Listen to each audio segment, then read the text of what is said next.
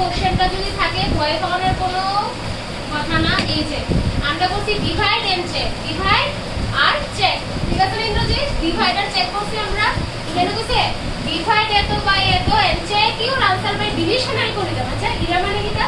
এর মানে কোনো কিছু না, চেকের যে ফর্মুলাটা আমরা ইউজ করছিলাম ওইটাই। ওটার ফর্মুলা কি আসলো? Dividend equal to divisor into quotient plus remainder, ঠিক আছে? তাইলে প্রথমে আমরা কি করব? ডিভাইড করব। এটা দিয়ে এবারে কি করব? ডিভাইড করব। 25 দিয়া 407 ও কত যা দিব? 25 কত যা 407 ও 1 25 2 যা 50 তাহলে 1 যা 25, ঠিক আছে? 10 থেকে 5 চলে গেলে 5 হাতে আছে 1 কত হয়? 50 7 নাম্বার। তাইলে আর কত দিয়া করতাম গো? 25 ইনটু 7 যদি করি বেশি হয়ে যাবে। 5 7 যা 37 5 হাতে আছে 3 14 প্লাস 3 15 16 17 বেশি হয়ে যায় না?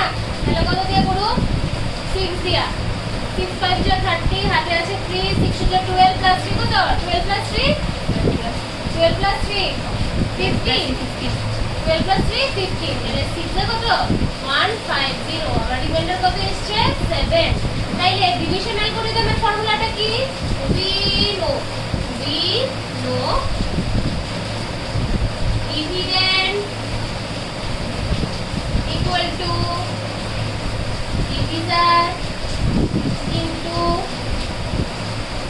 quotient plus remainder, ঠিক আছে নি? হ্যাঁ এটাই হইছে ডিভিশন অ্যালগরিদম, এটাই হইছে কি ডিভিশন অ্যালগরিদমের ফর্মুলা, ঠিক আছে? আচ্ছা এখানে ডিভিজর কোনটা? আমার ডিভিজর হইছে 25, ডিভিজর কে 25, কোশ্চেন কত? আমার 16, ঠিক আছে? 16 রিমাইন্ডার কত?